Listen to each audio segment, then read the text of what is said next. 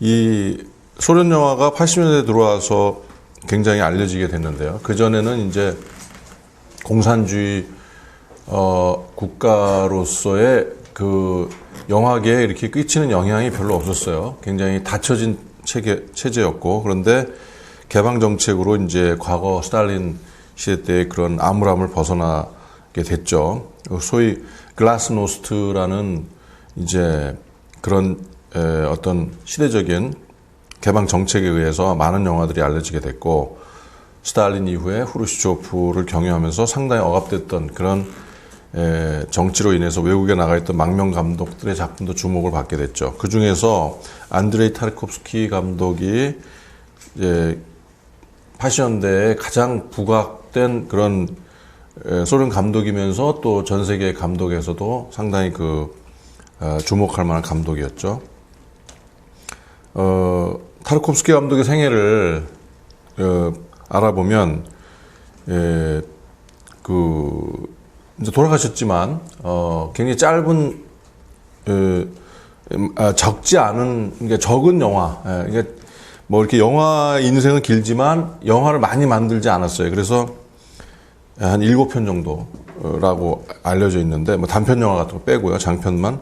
그래서 1962년도에 이반의 어린 시절이라는 영화로 데뷔를 해서 안드레이 르블레프, 솔라리스, 솔라리스는 스탠리 큐브릭이 2001년 이후에 또 굉장히 주목받을 만한 그런 SF 영화로 알려져 있고요.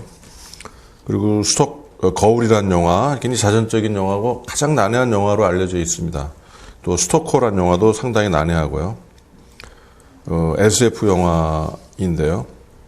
그리고 이제 오늘 좀 논의하려고 하는 노스탈지아, 향수란 뜻이죠. 이거는 이제 이태리 소련 합작인데 이 영화가 이제 대표적으로 이제 타르코프스키를 논의할 수 있는 중요한 영화고, 그리고 마지막 작품인 스웨덴에서 만들었던 희생이라는 작품, Sacrifice, 이 작품으로 마지막으로 이제 타계하셨는데, 이 타르코프스키를 이해하기 위해서는 우리가 소련 영화의 그런 전통과 타르코프스키가 어떤 연관이 있는가를 잠시 알아볼 필요가 있죠. 이미 우리가 했지만 1920년, 30년대 혁명기의 소련 영화가 에이젠슈타인류의 그런 영화, 혁명 좌파 영화라고 하는 전통이 있고, 또 우파적인 영화, 이렇게 두 개로 나뉜다고 했는데, 그 중에서 이제 굉장히 시적 영화 전통을 따르고 있어요.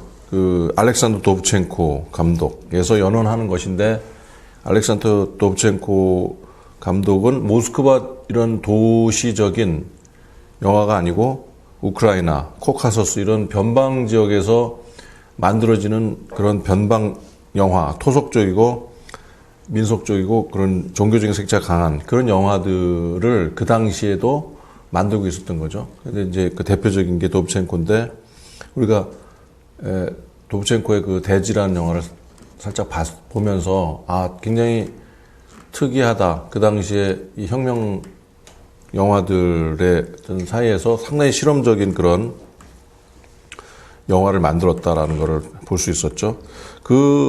영향을 많이 받아서 변방 지역의 영화들이 시적인 상징성을 많이 구사하고 있는 그런 영화들이 나타났는데, 대표적인 감독이 이제 타르코프스키를 위시해서 세르게이 파라자노프라는 감독도 있고요. 또 댕기즈 아블라제, 오타르 요셀리아니, 이런 감독들이 우리에게는 생소하지만 러시아에서 많은 탄압을 받아가면서 굉장히 시적이고 서정적인 영화를 만들었던 주역입니다. 그러니까 지금은 이제 러시아가 되면서 그런 영화들의 전통이 활발하게 나오고 있지만, 그 당시만 해도 이제 막 해빙 무드를 타고 겨우 알려졌지, 옛날 영화가 많이 복원이 된 거예요. 그러니까 60년대 때만 해도 상당히 그런 영화들이 당의 비판을 많이 받아서 상당히 어렵게 공개가 됐었던 거죠. 그 중에 이제 가장 대표적인 감독이 타르코프스키는 대학은 모스크바 대학을 나왔지만은 시골에서 자랐기 때문에 바로 그 전설과 민담, 자연을 소재로 한 그런 시적 상징성과 서정성을 추구하는 그런 경력을 갖고 있죠. 그리고 타르코프스키 자체가 영화를 상당히 주관적으로 만드는 감독이에요. 그래서 어렸을 때의 그런 부모에 대한 기억, 고향에 대한 기억, 이런 것들을 영화 속에 많이 투영하는 그런 감독입니다.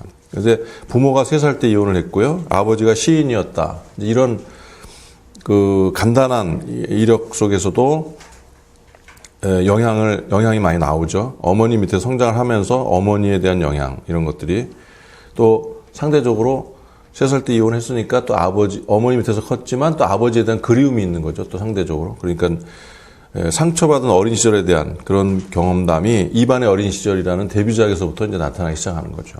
그리고 또 시골 이제 고향에서 자라났던 고향의 그런 추억들, 자연의 모습들, 이런 것들이 나타납니다. 집이라든가 여러 가지 그 자연의 모습들이 나타나죠. 그래서 우리가 어떤 상징이라든가 어떤 영화 속에 나타나는 여러 가지의 그 이미지라든가 이런 것들을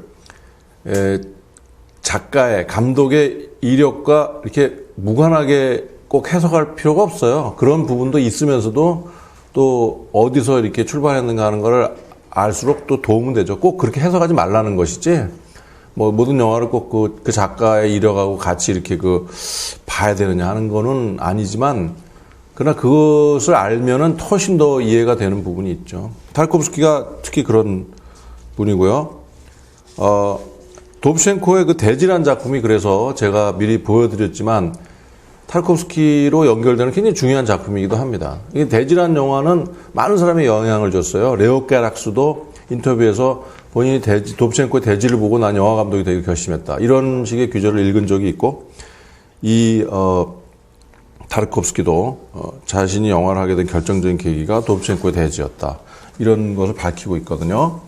그러면서 러시아, 소련의 그런 문맥도 있으면서도 또 외국 감독으로는 잉마르 베리만, 스웨덴 감독의 잉마르 베리만의 영향을 또 많이, 영향이랄지 혹은 연관성이랄지 비슷한 세계를 보이죠. 이제 말하자면 신, 또 죽음, 뭐 이런 거죠. 종교, 이런 것이죠. 인간의 특정 종교가 아니라 인간의 내면에 있는 어떤 종교성, 이런 것들을, 신앙심, 이런 것들이 굉장히 실존주의적인 색채를 가지고 타르코프스키에게 나타나고 있는데, 이런 것들이 이제 영화 요소에 드러납니다. 안드레이 루블로프는 한 예술가의 고뇌와 방황, 이런 것을 그린 건데, 바로 그런 것이 그 스탈린 시대 때 그 사회주의 리얼리즘이라고 얘기하는 그런 것에서 벗어난다고 본 거죠. 당국에서는. 그래서 개인주의적인 부르주아 예술이다 해가지고 소련 당국의 검열을 받았어요. 그래서 5년 동안 묶여 있었고, 굉장히 개봉하기가 상당히 어려웠던 그런 영화고, 해외 영화제에 출품했지만 굉장히 고생을 많이 하는 거죠. 타르코프스키는 그 영화에서는 예술가라는 것이 자신의 세계와 시대에 대한 어떤 인식을 갖고 있고, 그런 이유로 민중의 그 대변자가 될 수 있다라는 어떤 예술관을 표명하는, 그러니까 한 이권이라고 하죠. 성상, 뭐 하느님, 예수님, 특히 이런 성인들을, 가톨릭의 성인들 이렇게 모자이크화로 그리는 성상, 이권이라고 그러죠. 이권. 그 이권을, 성상을 그리는 화가인데, 우리식으로 얘기하면은, 불교식으로 얘기하면 뭐 탱화를 그리는 어떤 스님, 그런 이제 화가인데, 계속 고민을 하는 거예요. 이 성화라는 것이 민중에게 어떤 영향을 주는가 하는 거에 대한. 그러니까 예술가인데 그 역사 속에 이제 어떤 인물을 가지고, 나라가 굉장히 이민족의 침입으로 어려움에 겪고 민중들의 삶이 피폐해지고 할수록 이 종교의 힘으로 민중을 어떻게 구원할 수 있는가, 뭐 이제 이런 식의 그 이념성 자체는 상당히 사회주의적인 이념이죠. 그런데 그 표현 방식은 상당히 또 서방 세계가 추구했던 아주 굉장히 신비주의적이고 개인적이고 아주 높아요. 그러니까 그 당시에는 사회주의는 어떤 예술을 했냐면 인민들에게 아주 쉽게 사회주의의 대의를 전달해주는 그런 영화를 원했던 거죠.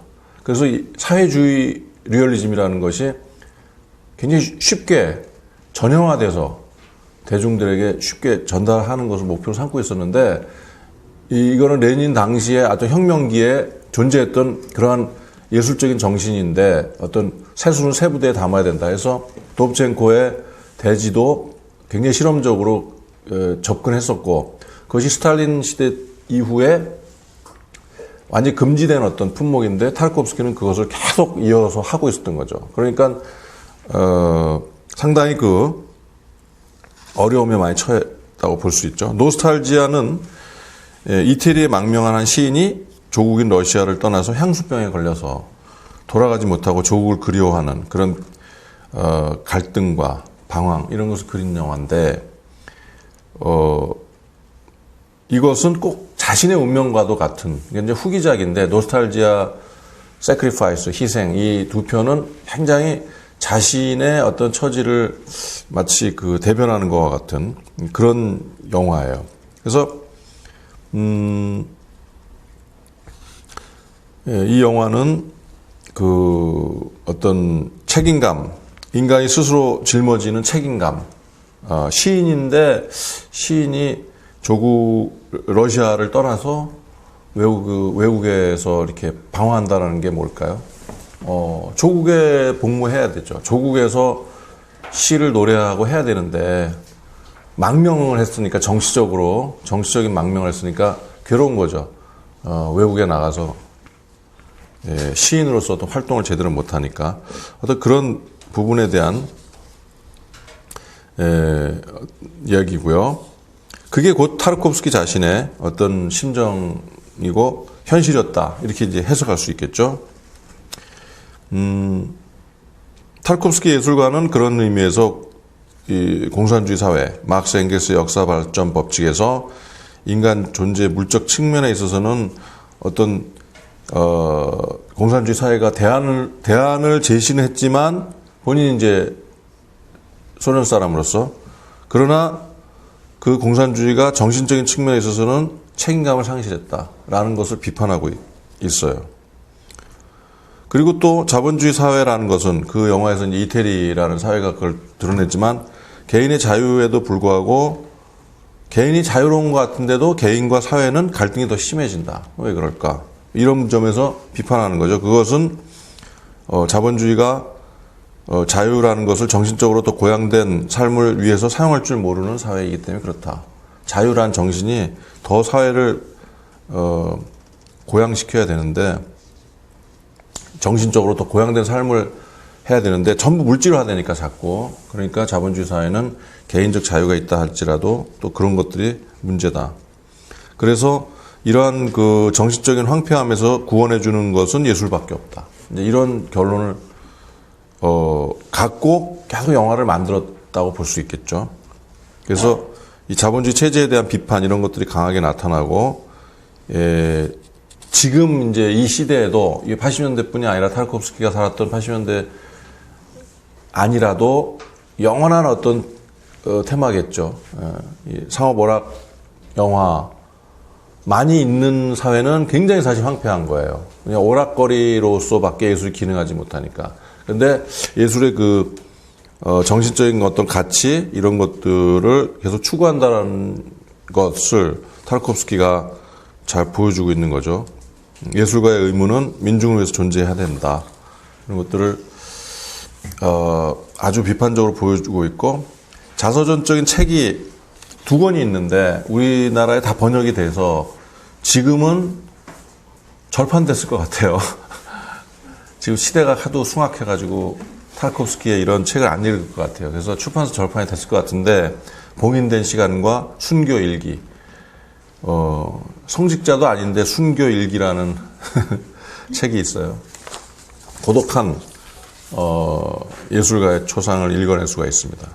봉인된 시간은 둘 다 개인적인 어떤 주관적인 경험의 이야기예요. 본인이 어렸을 때의 추억, 영화를 하게 된 과정, 영화에 대한 철학, 예술관 이런 것들이죠. 그 뿌리가 고향, 집, 어린 시절, 조국, 대지, 자연에 대한 이런 의식의 연결고리를 하고 있습니다.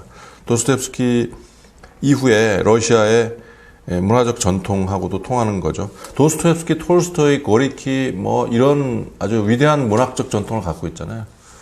타르코프스키가 영화를 통해서 사실은 그러한 문학적 전통을 아주 유감없이 발휘하고 있다고 봐야 되죠. 그러니까 타르코프스키 영화는 많은 사람들한테 영감을 줘요. 문화적인 자양분이 다 녹아있기 때문에. 그리스 정교회의 구원의식, 종교적인 구원의식을 떠올리게 만드는 영화적인 성향을 갖고 있고 서구 문명이 몰락하는 것에 대해서 동양적인 지혜로 그것을 구원해야 되겠다라는 측면도 영화 속에서 읽어낼 수가 있습니다. 자, 봉인된 시간이 왜 봉인된, 이게 이제 타르코프스키가 쓴 말인데, 표현한 말이거든요. 시간을 봉인해야 된다. 시간을 이렇게 딱 담아내야 된다는 거죠.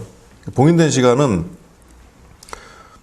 가둬둔 시간이라는 얘기인데, 현실에 포착된 시간인 거예요. 그냥 카메라를 대고 아무 데나 이렇게 찍은 것이 아니고, 영화라는 건 특별히 현실을 갖다가, 그러니까 사실은, 현대 영화 이론적으로 보면은 재구성을 한 거죠. 재구성을 해서, 딱 그 시간의 그 가치가 뭔가 분명하게, 묘사돼야 되는 거지, 그냥 막, 찍어진 것이 아니라는 거죠. 그래서 하나의 카트는, 그래서 레디 고 해서 카트까지의 이 하나의 그 시간이 현실을 그 안에서 뭔가 분명하게 드러낼 수 있어야 된다. 근데, 그래서, 에이젠슈타인의 어떤 극단적인 어떤 그 편집 스타일이 존재해왔는데, 그런 것들의 정반대적인, 그러니까 인위적으로 어떤 잦은 커트를 통해가지고, 인위적으로 시간을 갖다가 조작해 나가는 그런 시간 방식이 아니라, 물론 카트가 없는 건 아니지만은, 한 카트 자체가 살아있어야 된다라는 어떤 개념을 주기 위해서 카트가 좀 길은 거예요. 카트가 길고 그 안에 어떤 무브먼트, 움직임도 상당히 길어요. 움직임을 많이 두는 편이에요, 타르코프스키가. 영화를 보시면. 그래서 타르코프스키가 얘기하고자 하는 영화 속의 시간이라는 게 무엇일까? 그것은 천천히 느리게 시간을 감지할 정도의 사유적인 시간이다라고 볼 수가 있어요. 우리가 시간이 흘러가는 걸 사실 포착하기 어려운데 타르코프스키 영화를 보면 시간이 흘러간다는 걸 느끼거든요. 그런 특이한 시간이에요. 그래서 카메라 움직임을 동반한 좀 변형된 어떤 시간 인식이죠. 우리가 현실에서는 시간을 잡아낼 수 없는데 타르코프스키 영화를 보면 분명히 현실이 시간이 흘러가고 있다라는 걸 마치 카메라 무브먼트가 시간을 이렇게 끌고 가듯이. 근데 그것을 짧게 토막을 쳐버리면 조작된 느낌이 드는데 이거는 할 수 있는 대로 그래도 길게. 그래서 카트가 됐지만 어느 순간에 됐는지 별로 그게 중요하지 않고 한 카트 자체 안에서 뭔가 삶이 이게 드라마가 벌어지는 이런 것들을 충분히 감지할 수 있는 이제 그런 개념에서 살아있는 시간일 수도 있죠. 가둬둔 시간인데, 봉인된 시간인데 살아있는 어떤 현실을 느끼게 하는, 그러니까 리얼리즘에 대한 어떤 태도를 읽을 수 있는 거죠. 네. 그리고 이제 상징적인 부분이 상당히 또 타르코프스키 영화에서는 다른 영화들과 두드러지는 것인데, 봉인된 시간 안에 등장하는 많은 그 상징적인 이미지들이 이거는 현실이지만 그 현실을 초월하는 굉장히 초현실주의적인 이미지들을 많이 갖고 있어요. 근데 그 중에서 두드러지는 게 물이라든가 불이라든가 또 원초적인 자연 상징물들이 상당히 많이 나옵니다. 물에서 비롯된 눈, 이슬, 고여있는 물, 내리는 비, 뭐 이런 것들이 다 물이죠. 또 반영된 이미지들, 어쩔 수 없이 반영되는 거죠. 거울처럼 반영되는 그런 이미지들. 이런 것들이, 본인은, 자신의 그 자랐던 시골 마을, 고향 마을, 뭐, 이미지를 그대로 가져왔다고 얘기하는데, 그것이 바로 그러니까 본인의 노스탈지아, 본인이, 어떤 고향으로 돌아가고 싶어 하는 마음, 그런 마음인데 굉장히 원초적인 마음인 거죠. 인간이 누구나 고향을 갖고 있고, 예, 원초적인 마음이죠. 러시아 노스탈지아 마지막 장면 러시아식 시골 농가가 나오거든요. 근데 그것이 이제 어떤 상징성을 갖는다면 바로 현실은 굉장히 어둡지만 그런 고향은 아주 그 뭔가 안정감을 주고 위안을 주는 그런 구도로 이렇게 그려져 있죠. 그래서 돕첸코 감독이 대지를 그렇게 해석했듯이 대지는 굉장히 유물론자로서의 자연을 제시하거든요. 예를 들면 뭐 혁명과 반혁명, 낡은 땅과 새 땅을 일구는 대지의 순환 이런 것들이 이제 공산주의 이념과 통하는 것이죠. 굉장히 유물론자적인 발상인데 이게 정신과 물질이 조화롭게 융화된 상태로서의 자연 그것이 이제 현실이고 영화가 추구하는 영화의 상징성이다라는 순환고리를 가질 수가 있다. 노스탈지아에 특히 물과 불의 조화가 상당히 많이 나타나고 있어요. 이게 이제 이태리가 온천이 이제 중요한 장소로 등장하는데 그 온천이 물이 있을 때가 있고 물이 말라 있을 때가 있는데 그때마다 다 이제 물과 불의 어떤 대비되는 그런 이미지들이 등장해. 물이 있을 때도 불이 있고 물이 없을 때도 불이 있어요. 근데 그걸 이제 상징적인 의미로 활용을 합니다. 그래서 온천이 특히 말라 있을 때 그 사이를 촛불을 들고 가는 장면이 나오거든요. 이제 그런데 그 전에 어떤 그 예언자 같은 굉장히 그 미친 사람이긴 한데 이제 사회를 비판하고 막 몸에 분신을 하는 장면이 나오거든요. 근데 이제 그 다음 장면에 이제 이 시인이 괴로움을 표현하는 거예요. 굉장히 상징적인 시적인 표현인 거죠.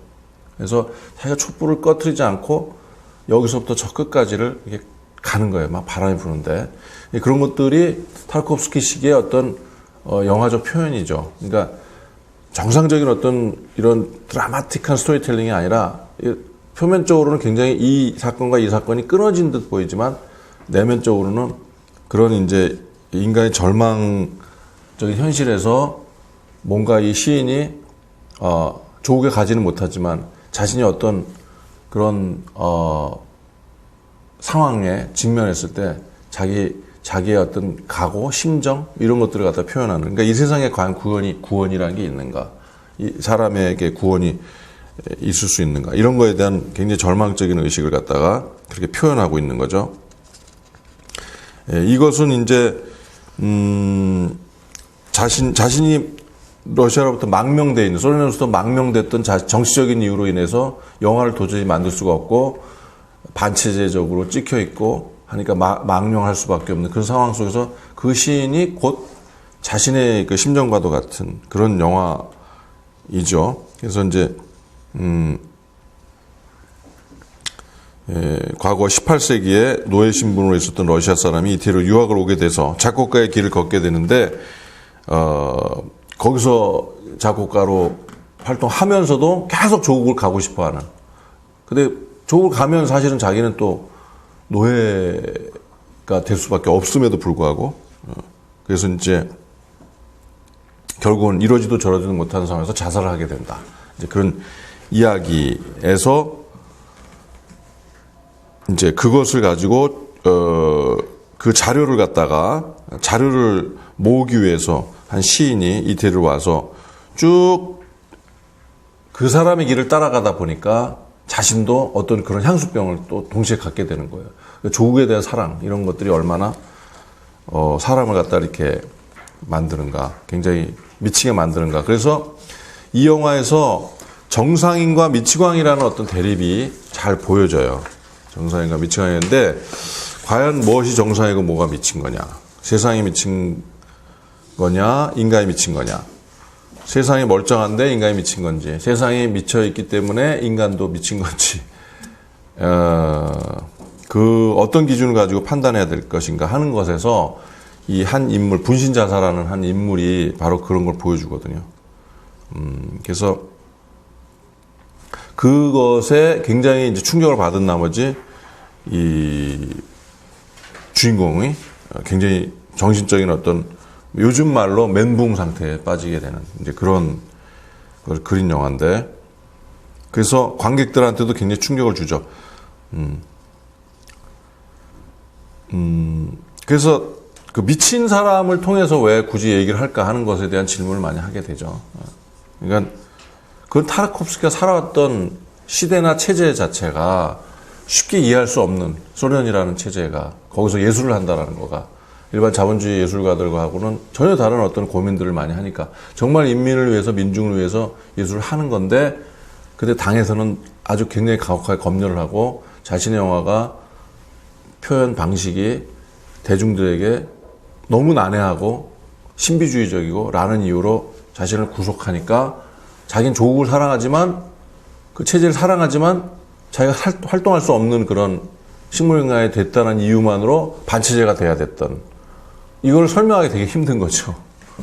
예술가들이 그래서 반체제가 된 사람이 많아요. 소련 그 당시에. 아까 거론한 그런 시적 상징주의적인 예술가들은 전부 부르주아 개인주의 예술가로 이렇게 몰렸기 때문에 다 감옥소에 살았어요. 그 대표적인 파라자노프 같은 정치범이 됐죠. 사실 정치적 활동한 거 없거든요. 영화 만든 건데, 그게 인민들에게 너무 어려운 영화를 만들었다라는 것, 굉장히 개인주의적인 영화를 만들었다는 것, 체제하고 부딪힌 거죠.